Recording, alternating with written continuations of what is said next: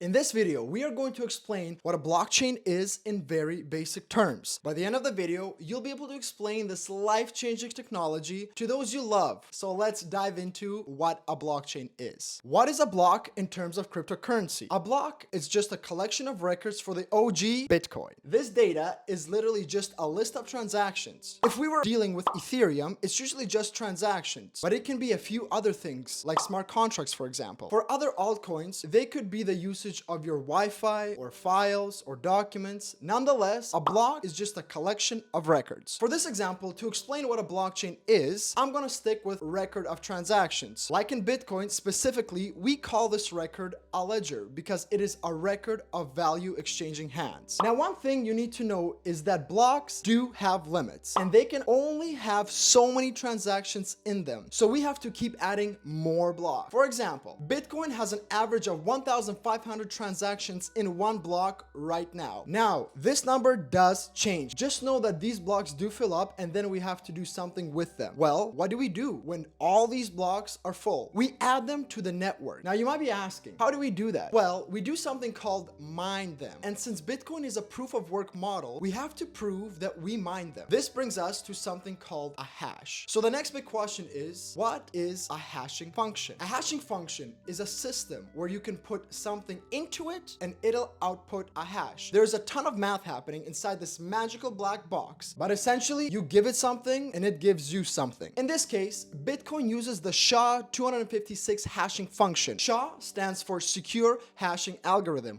and 256 refers to the amount of zeros and ones that it has in whatever it puts in. So whether you put in your name or the entire dictionary, it'll always output 256 zeros and ones. Now, our computers are smart, so they convert these zeros and ones to letters and numbers. But essentially, with hashing functions, you need to know three main things. Number one, you can't find the input of a hash, you have to guess and check. The second thing you need to know about hashing functions is that changing the input just a tiny bit changes the output by a lot. To explain it in more basic terms, if I ask you to like the video, bro,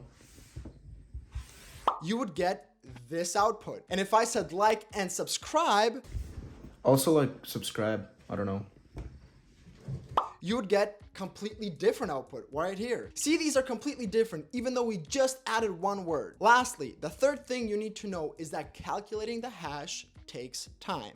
Now, it might only take a couple milliseconds for one tiny string of text, but if you have an entire book that you're doing, or if you want to check a few million variations of it, it starts to rack up time and computing power. So what Bitcoin is doing, whenever you mine it, we're trying to add random numbers to whatever the block is so that we get a special ending. The next thing to know about a blockchain is that it is decentralized. Think about it like this. Centralized means one person or one corporation controls it. For example, your grades in high school. Only your teacher had access to adding your grades or changing them. Hell, they could flunk you if they didn't like you. Decentralized means more than one person can have access to look at and change your grades. Now, this is essentially what decentralized means. So you might be asking, how do you make sure that someone doesn't make a fake transaction and spend all of my hard-earned money? Well, that is a problem that is solved by using asymmetric encryption with cryptocurrency wallets. But bringing us back to what decentralized means, that begs the question, why would a group of teenagers want to look at your grades and tests? And even more so, why would they want to spend all this time looking at them, grading them, and all this work? Well, in this analogy, they would be paid to. Almost in every blockchain, you get a reward for participating and putting in good votes. Next up, let's learn why it's actually called